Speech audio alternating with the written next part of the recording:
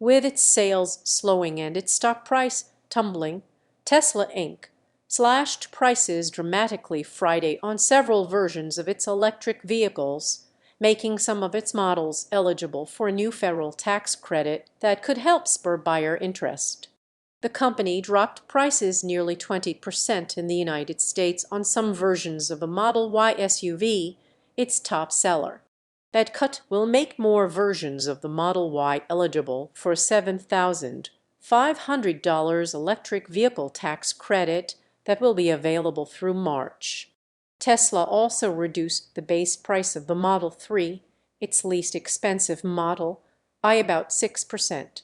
Far from pleasing investors, the sharp price cuts sent Tesla shares down nearly 3% in midday trading Friday. Since the start of last year, the stock has plummeted more than 65%. Many investors fear that Tesla's sales slowdown will persist and have grown concerned about the erratic behavior of CEO Elon Musk and the distractions caused by his $44 billion purchase of Twitter. I think the real driver for all of this is falling demand for Teslas. Itay Michaeli, an industry analyst at Citi, wrote in a note to investors that Tesla appears to be prioritizing sales volume over price, a strategy that could squeeze its profit margins, at least in the near term. Messages were left Friday seeking a comment from Tesla. In the meantime, Tesla faces the threat of intensifying competition from other automakers in the United States and globally for years to come. Last year in the United States, total EV sales soared nearly 65% from 2021.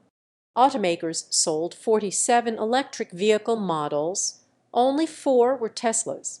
S&amp Global Mobility expects the number of EV models to surge to 159 by 2025.